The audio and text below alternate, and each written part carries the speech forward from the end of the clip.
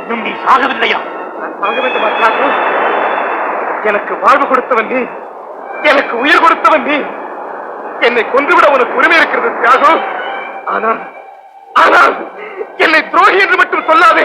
அது மரணத்தை விட பயங்கரமானது, கொடுமையானது தியாகு, கொடுமையானது. உயிர் நண்பன் மணக்கப் போகும் பெண்ணோடு கள்ள நட்பு வைத்திருப்பவனை எப்படி என அழைப்பது? ஐயோ, அது போய் தியாகு, போய். எது பொய்? நள்ளிரவில் மீனாவும் அழைத்து வந்தது பொய் என்கிறாயா? அல்லது சற்று நேரத்துக்கு முன்பாக இதே இடத்தில் அவனை அழைத்தபடி நின்றாயே, அது பொய் என்கிறாயா? இரண்டுமே பொய். மீனா என் அறைக்கு வந்தது உண்மை. ஆனால் துரோகம் புரியவர். தலை சுற்றி பாதாளத்தில் தாயிருந்த மீனாவை நான் தாங்கி பிடித்தது உண்மை. ஆனால் தவறான எண்ணத்தோடு அல்ல தியாகு. நீ நினைக்கிற எந்த தவறையும் நான் செய்துவிடவில்லை. ஆனால் நீ கொஞ்சமும் எண்ணி பாராத மாபெரும் தவறை செய்துவிட்டேன். விரும்பிய பெண்ணை மணந்து நீ சந்தோஷமாய் வாழ வேண்டும் என்பதற்காக பெரிய உண்மையை மறைத்து விட்டேன் தியாகு. இந்த உண்மை என்ன உண்மை? சொல் சொல். என் வானம் பாடிதான் உன் மீனா என்ற உண்மை. மீனா வீட்டுக்கு போகும்போதுதான் எனக்கே தெரியும் தியாகு, மீனா தூய்மையானவள், களங்கமில்லாமல் என்னோடு பழகினாள் என்று நான் சொல்லியிருந்தான். அப்போது நீ நம்பி இருக்க மாட்டாய். எங்கே உன் கல்யாணம் நின்று போய்விடுமோ என்று பயந்துதான் தியாகு நான் உண்மையை மறைத்து உன் விருப்பப்படியே நான் இறந்து விடுகிறேன் தியாகு. ஆனால் நான் சாவதற்கு முன் சொல்லுகிற கடைசி வார்த்தைகளை நீ நம்ப வேண்டும். மீனா உண்மையிலேயே உன்னைத்தான் நேசிக்கிறாள். அவளது ஒவ்வொரு செய்கையும் அதைத்தான் பறைசாற்றிக் கொண்டிருக்கிறது. அவளது உள்ளமும் உடலும் தூய்மையும் சிகரம் தியாகு. வீண் சந்தேகத்தை விட்டு நீ அவளோடு இன்பமாக வாழ்க்கை நடத்த வேண்டும். என்னால் தான் அவளை மறக்க முடியவில்லை. ஆனால் அவள் என்னை மறந்தே விட்டாள். காதலில் தோற்றவனுக்குத்தான் இது புரியும் தியாகு. இது நீ கொடுத்த உயிர், நீ வளர்த்த உடல், உன் கண்ணுகளை அழியட்டும் தியாகு, அழியட்டும்.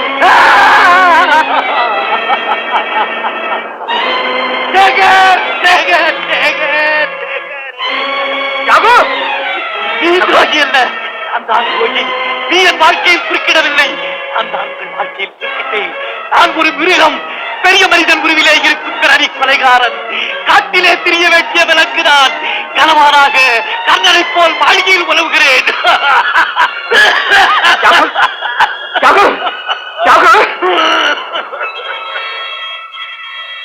வாழ வேண்டியவர்கள் மீனாவும் சேகர் நண்பனோடு வாழ முடியாதவன் நான். ஐயோ, நான் கொலைகாரன். நான் வாழக்கூடாது, நான் வாழவே கூடாது. சேகர், என்னுடைய கடைசி வேண்டுகோள் ஒன்று. நீயும் மீனாவும் திருமணம் செய்து கொண்டு சுகமாக வாழ வேண்டும். இதுதான் நீ எனக்கு செய்யும் கைவாறு.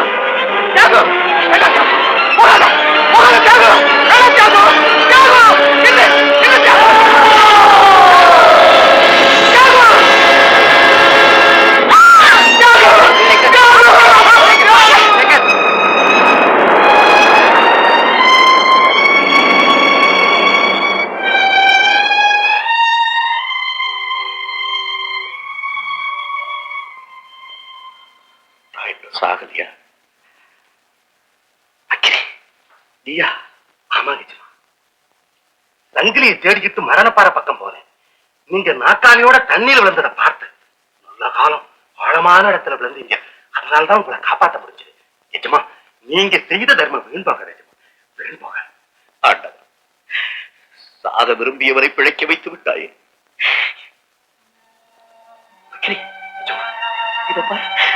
இதப்பா, என்னுடைய கால்களை என்னால் அசைக்க முடியுது. என் கால்களை அசைக்க முடியுது. கடவுளே, வாழ விரும்பிய போது என் கால்களை பறித்துக் கொண்டாய். சாக நினைக்கும் போது அதை மீண்டும் கொடுத்து விட்டாயே. நிஜமா நல்லவங்களை கடவுள் கைவிட மாட்டான். நானே உங்களை ஒரு நாள் கொல்ல நினைச்சேன். இப்ப நானே உங்களை காப்பாற்றும்படி ஆச்சரியமா. நிஜமா நான் இப்பவே போய் உங்க வீட்டுக்கு தகவல் கொடுக்குறேன். வேண்டாம், நான் இங்கு இருப்பது யாருக்கும் தெரியக்கூடாது. நான் இறந்து விட்டதாகவே இருக்கட்டும். நிஜமா? ஆமா, நான் இறந்து விட்டதாகவே இருக்கட்டும். நிஜமா? குதிரைக்கார மவனுக்கு 10,000 ஏக்கரா? அப்பா அப்பா அப்பா அப்பா அப்பா அப்பா, உன்னை பத்தி தான் பெருமையா பேசிக்கிட்டு இருந்தேன். இப்ப நீ பெரிய மனுஷனாக போற. தியாகவோ போயிட்டா, இனி நீ என் மாப்பிள்ளையாக போற. எனக்கு ரொம்ப சந்தோஷம். உட்கார், நிக்காத. 10,000 ஏக்கரா வந்து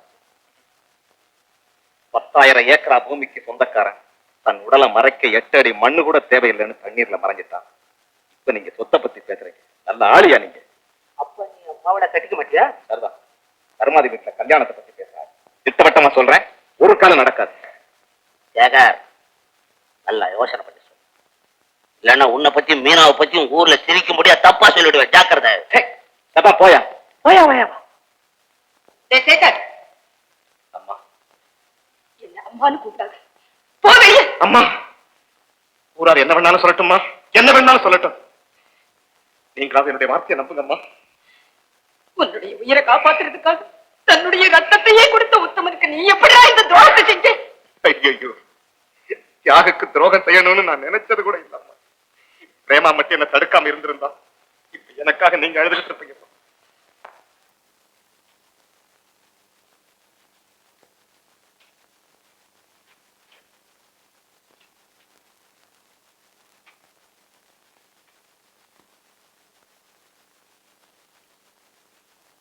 நிஜமா உங்க நிலைமையை பார்க்க என்னால பொறுக்கவே முடியல. நாங்கெல்லாம் கூட நல்லா இருக்கோம். மனை மாதிரி வீடு இருக்க நீங்க இந்த குடிசையில வாழலாமா? இந்த குடிசைக்கு வந்த பிறகுதான் அமைதி என்றால் என்னவென்று எனக்கு புரிந்தது. என்னை பிடித்தாட்டிய பொறாமை என்னை விட்டு அகன்று விட்டது. பணத்தின் பளபளப்பும் செல்வத்தின் சிறப்பும் அது இல்லாதவனுக்கு தான் கவர்ச்சி, அது உடையவனுக்கு பெரிய வேதனை, பெரிய வேதனை. தெரியாமலா இயேசுநாதர் சொன்னார், ஊசியின் முனையிலே ஒட்டகத்தை நுழைய வைத்தான் வைக்கலாம், ஆனால் பண்பில்லாத பணக்காரனை சொர்க்கத்தில் நுழைய வைக்க முடியாது என்று. நீங்க என்ன சொன்னாலும் சொல்லுங்க, இவ்வளவு தர்மம் செஞ்சா உங்களுக்கு இப்படி வரலாமா? நாம் தர்மம் செய்யும் போது சில தவறுகளும் செய்கிறோம். என் கணக்க பிள்ளையின் குடும்பம் நன்றாக வாழ வேண்டும் என்று நான் ஆசைப்பட்டேன். அதனுடைய முடிவு என்ன? 2 உயர்ந்த ஜீவன்கள் ஒன்று சேர முடியாதபடி நான் பிரித்தேன். நான் இறந்து விட்டதாக இருந்தால்தான் என் மீனாவும் சேகரும் மறுபடியும் ஒன்று சேர்ந்து வாழ முடியும். ஆகையால் நான் இங்கிருப்பதுதான் நல்லது. உனக்கு நான் பாரமாக இருக்க விரும்பவில்லை. பக்கிரி, நீ எனக்கு ஏதாவது வேலை கொடு, நான் செய்கிறேன். உங்ககிட்ட நான் வேலை வாங்குறதா? இருக்கட்டுமே. பரம்பரை பரம்பரையாக எங்கள் குடும்பம் உங்கள் குடும்பத்துல வேலை வாங்கி சாப்பாடு போட்டது. இப்போது என் தலைமுறையில் நான் வேலை செய்கிறேன், நீ எனக்கு சாப்பாடு போடு. பக்கிரி, ஆண்டவன் எதற்குமே கணக்கு வைத்திருக்கிறான். அவர் என்னுடைய தான். நான் முதல்ல உண்மையை சொல்லியிருக்கோம். யாருக்கு என்ன சந்தேகப்பட்டான்? மரணப்பாறையில் நான் உண்மையை சொன்னது வாழ வேண்டிய நம்ம 2 பேருடைய வாழ்க்கையை கெடுத்ததாக எண்ணி தன்னை நானே அழிச்சுக்கிட்டான் தியாகம். சேகர், நீங்கள் சொல்ல வேண்டியதை காலம் தவறி சொல்லி அவரை அழித்து விட்டீர்கள். என் அன்புக்கு தவம் கிடந்த அவரிடம் உள்ளத்தில் பொங்கிய அன்பை காட்டாமல் வெறும் வேலைக்காரியை போல் நடந்து விட்டேன். மனதில் உள்ள உண்மையை மறைத்து அவரை கொன்று விட்டு என்ன செய்யறதுன்னு எனக்கு புரியல மீனா. உடனே நீங்கள் பிரேமாவை மணக்க வேண்டும். பிரேமாவை? அவருடைய தாலி கட்டாத மனைவி என்ற நிலையில உங்களை கெஞ்சி கேட்கிறேன். தவறான பிரச்சாரத்தால் மறைந்த அவருடைய பேருக்கு களங்கம் ஏற்படாமல் காப்பாற்றுங்கள். அடுத்த முறை நீங்கள் என்னை சந்திக்கும் போது பிரேமாவின் கணவனாக என்னை சந்தியுங்கள். சேகர் கல்யாணத்துக்கு சம்மதிச்சுட்டாருப்பா. அப்படியா? சந்தோஷம். ஆனா முழுசா ஏதோ பிளான் போட்டுருந்தேன், ஏதோ பாதியாவும் தெரிச்சு. பரவாயில்ல, ரொம்ப சந்தோஷம். கல்யாணத்துக்கு வேண்டிய ஏற்பாடுலாம் நான் பண்ணிடுறேன்.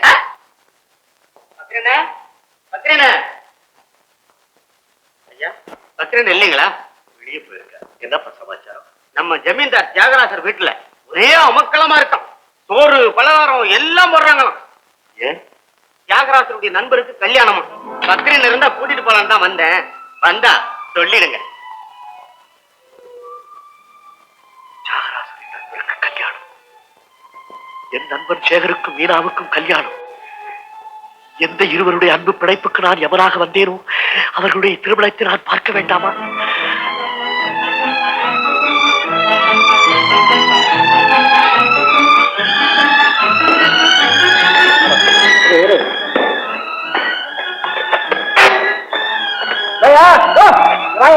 தனியா போயிட்டு வாங்கிட்டு போ. இங்கோடு தனியா போறிய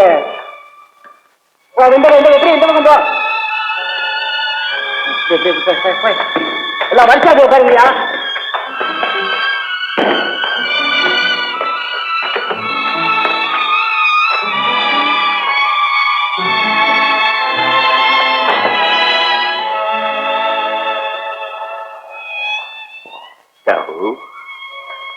கொடுக்கும் கைகள் எனக்கு கர்வப்பட்டு தாயே, உன் வீட்டிலே உனக்கு பிச்சை.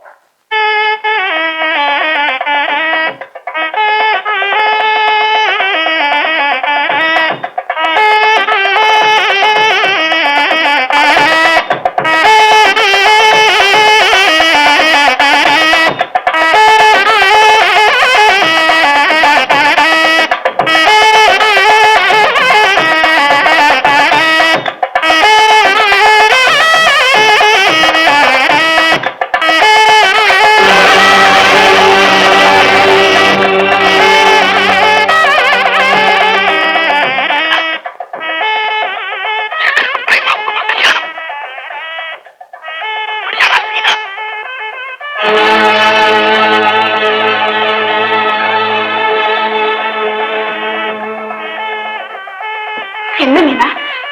இந்தாம்மா, நான் உனக்கு அளிக்கும் கல்யாண பரிசு. என் பங்குக்கு வந்த சொத்தை எல்லாம் உன் பேருக்கு எழுதி வச்சிருக்கேன். இதெல்லாம் வேண்டாம் மீனா. இல்ல பிரேமா, அவரே போன பிறகு அவருடைய செல்வத்தை அனுபவிச்சு என்னால வாழ முடியாது. மீனா, உன்னுடைய தியாக பண்பு தெரியாம உன்னை நான் தவறா நினைச்சிட்டேன். என்ன மன்னிச்சிடு மீனா. பிரேமா, நீ நினைத்தது போ.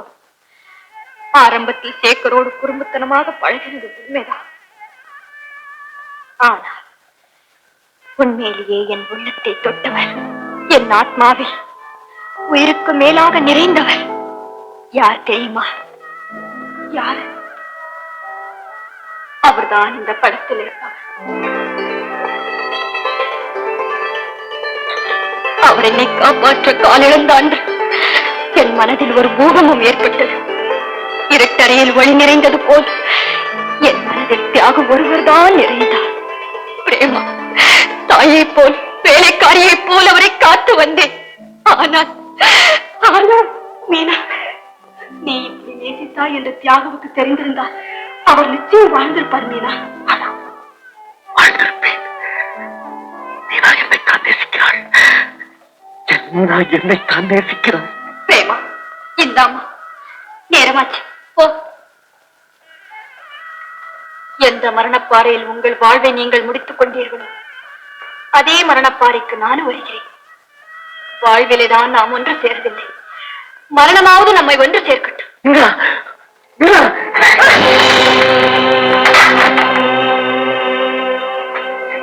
உயிர் வந்துச்சு.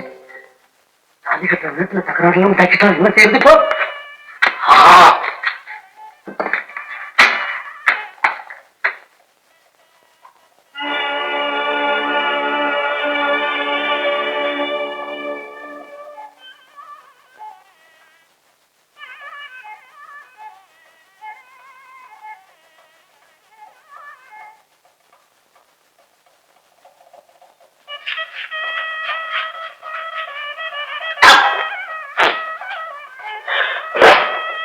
கல்யாணம் ஆவற வரைக்கும் அவுப்பனா?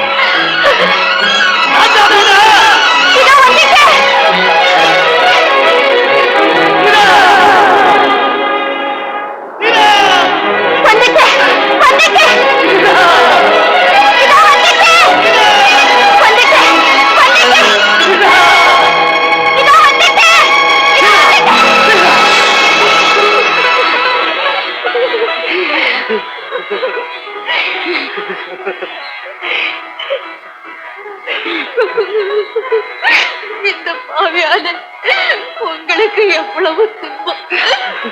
என்னை மன்னிச்சிடுங்கள். மன்னிக்கிறதா? துன்பமா? இந்த உலகத்துல எனக்காக கூட ஒரு ஜீவன் உயிர் விட தயாரா இருக்குன்னு நினைக்கும் போது என்னுடைய துன்பமெல்லாம் எங்கேயோ பறந்து போயிடுச்சு. மீனா பறந்து போயிடுச்சு. என்னை கைவிட மாட்டீங்களா? உன்னையா கைவிடவா? அது எந்த ஜென்மத்தில் இல்லை. நான் எந்த ஜென்மத்தில்